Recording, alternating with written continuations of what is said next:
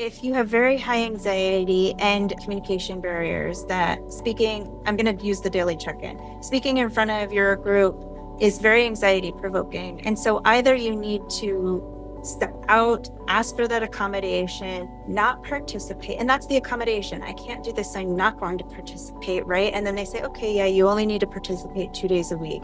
And then when it is their turn, because they're still on the spot, speaking in front of others, their updates are probably like, everything's going fine. Whereas if you're giving people choice to engage in the way that works for them, and they can then write in their team's group as well, or, they can listen in the meeting, and there's that flexibility. You may find that they're actually checking in more, that they're actually asking for advice from their colleagues more, that they're actually raising problems for solutions. And so by forcing that other solution through the accommodations, I think oftentimes we still get muted performance. And then it just reinforces the whole system. You've got managers saying, I'm not seeing that this is working very well, or, I'm not seeing that they're working to their fullest potential. And the employee isn't feeling that great about it either.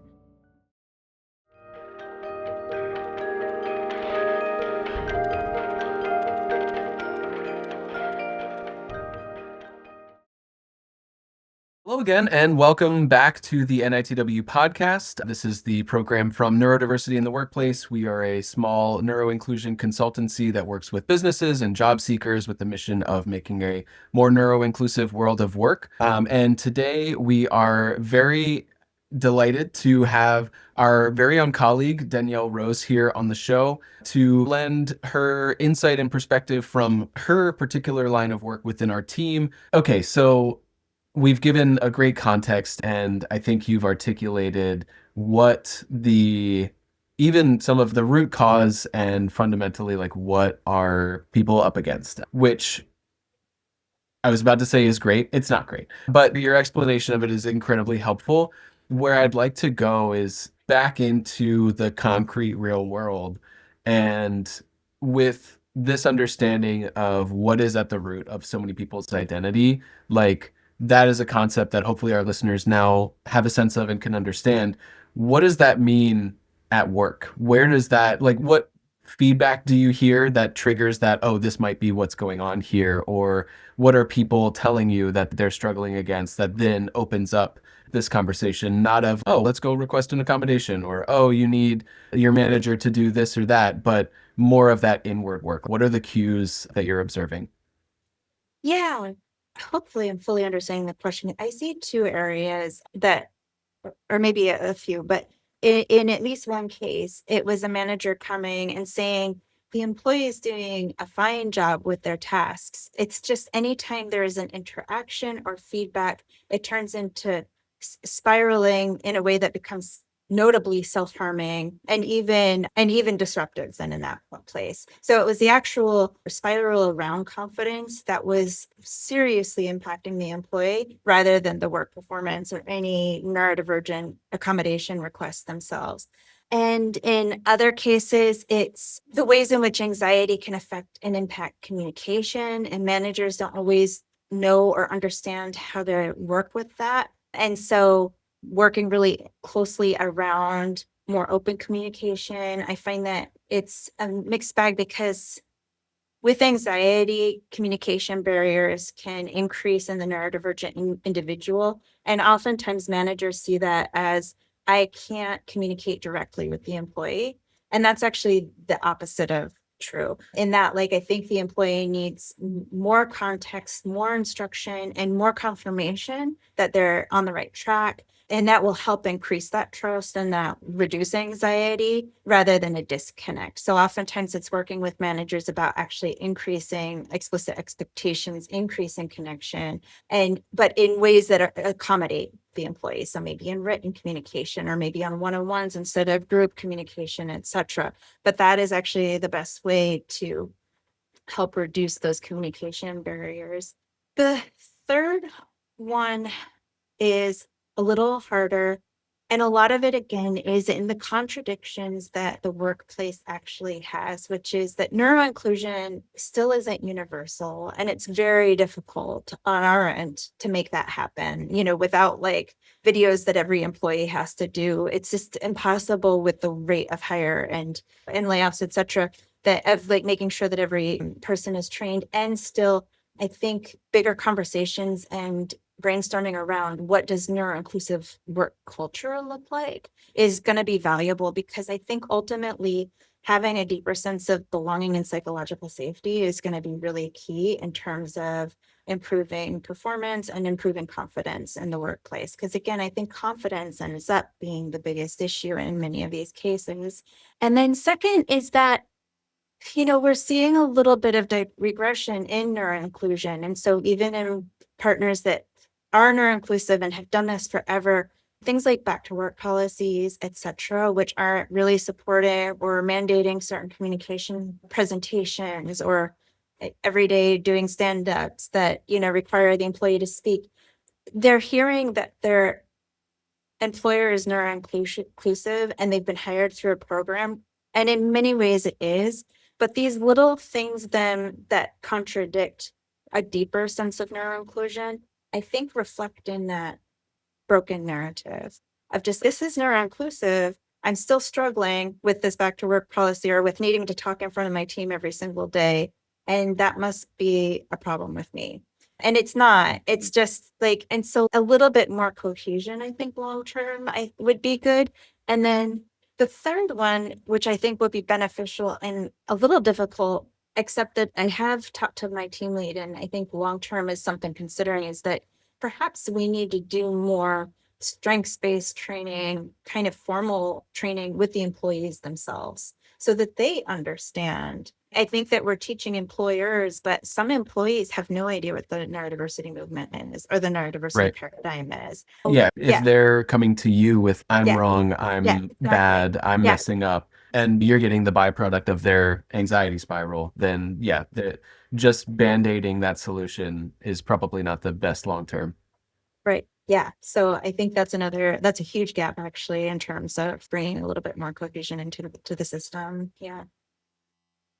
Okay. Yeah. Awesome. Super informative. So two things. One, just maybe an observation from where I sit that, yeah, your recent point number two, I think, stood out to me as you might be told that you're in an inclusive environment, that your manager's trained, your company has this program, but whether it is uncontrollable interactions outside of that bubble at your company, or even just what you're hearing outside the walls of your company about DEI pushback and all of this, I could absolutely see, despite what you're being told about your immediate environment, feeling way less comfortable now than 3 or 4 years ago with even just saying who you are from a neurotype perspective and expecting that to be respected, let alone if that comes with a request of an adjustment or an accommodation. Like,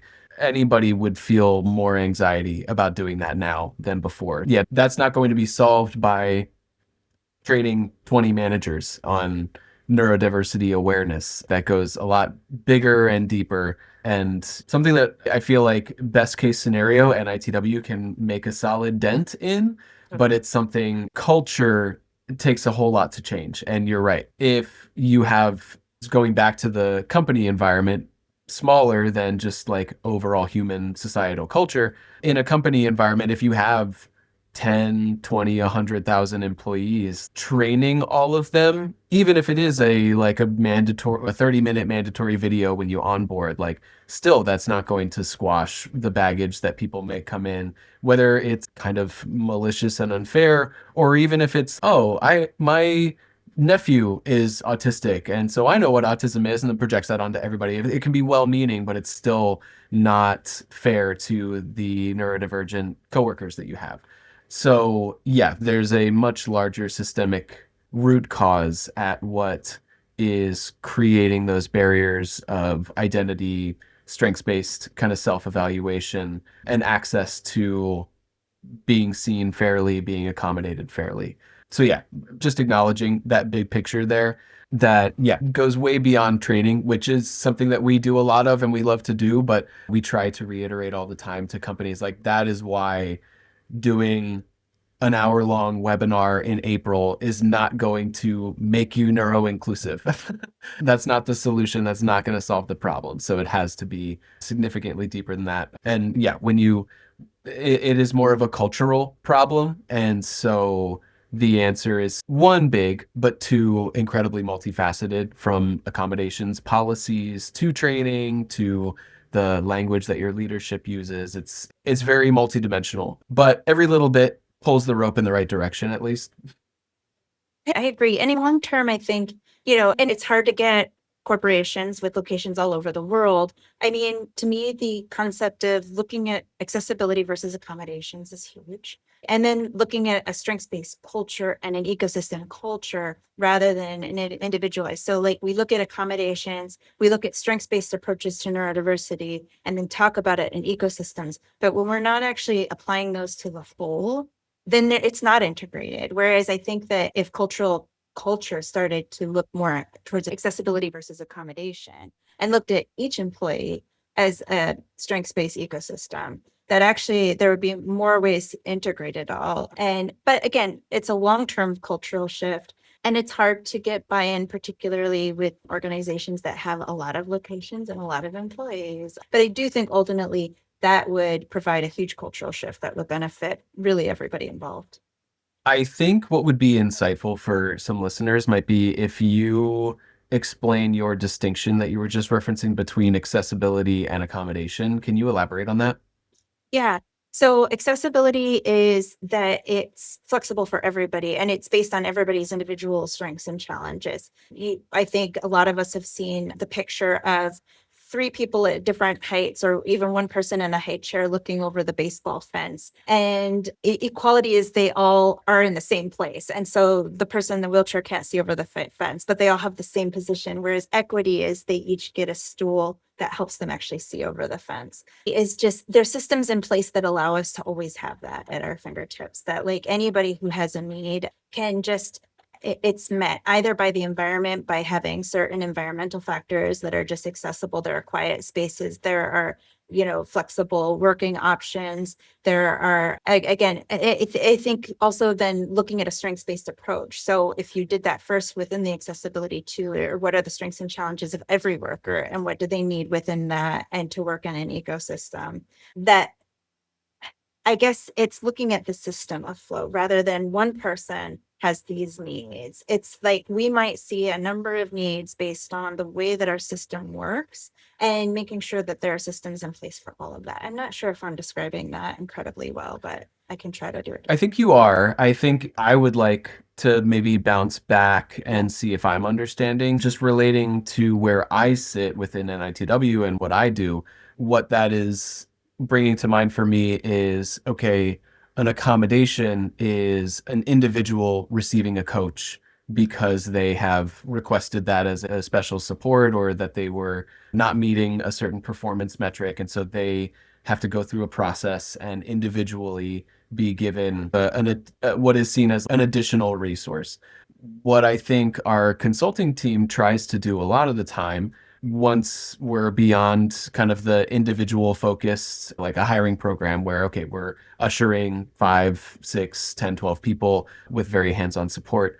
When we're past that, we try to work on the ecosystem of a workplace, of what resources are universally available to employees based on the accommodations that we have provided over more than a decade of supporting individuals. Hey, you are, as a business, are going to have a happier workforce if you don't keep band-aiding individuals with accommodations, but based on the trends that we've observed, let's build some things into the ecosystem that are accessible.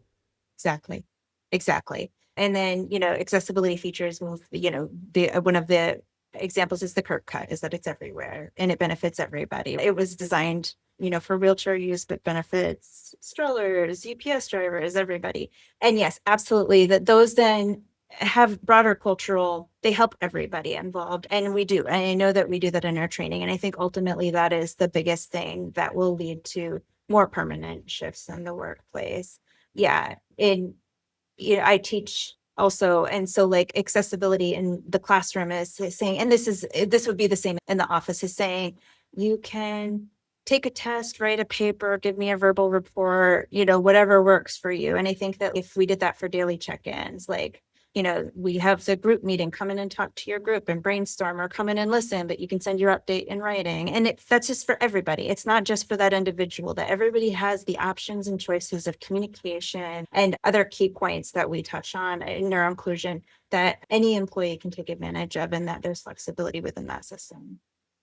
Yeah. And to connect back to the scenario you were just giving of like universal flexibility Yeah. as an option. On the contrary, when an individual, say in that team meeting, says, I don't do well in this, Yeah. can you accommodate the fact that I need to silently sit in, listen, and then contribute later? Like that reinforces on both sides of that conversation, not a strengths-based approach of, oh, I can't do this, I need such and such. Yeah. Whereas more of an ecosystem solution would be like, hey, everybody will do well on our objective here, which is a team brainstorm in different ways. So here are options, and you can choose the one that plays to your strengths so that hopefully everybody is contributing in the way that works best for them. And it's also not singling out an individual from a detrimental, like a barrier or a detriment perspective, but more so empowering everybody from a strengths-based perspective. Absolutely. And then, and ultimately then performance goes up and engagement goes up.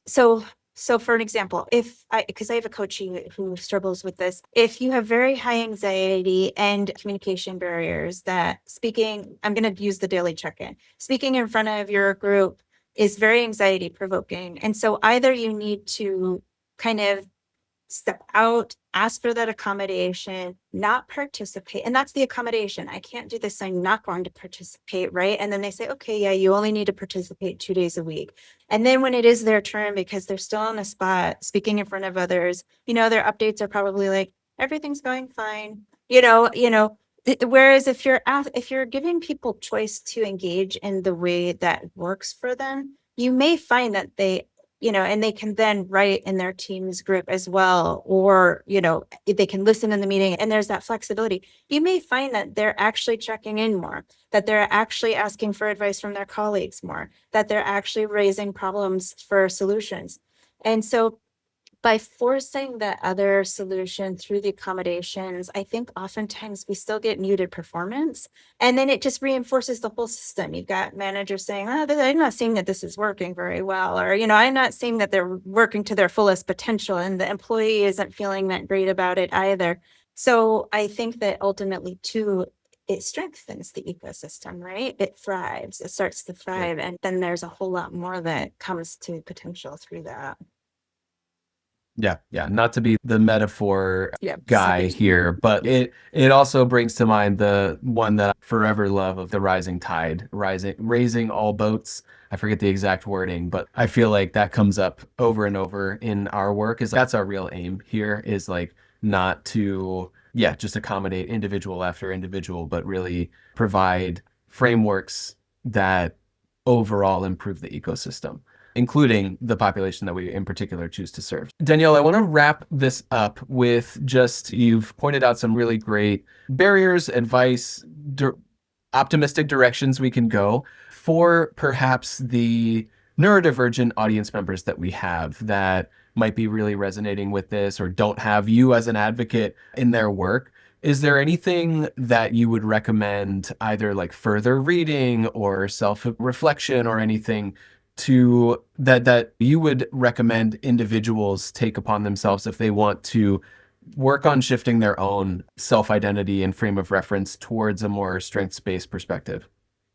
Yeah, I think in general, being gentle with yourself, and then absolutely leaning into the neurodiversity movement as much as possible. Eric Garcia's book, We Are Not Broken, is fantastic. Unmasking Autism by Dr. Devin Price is awesome.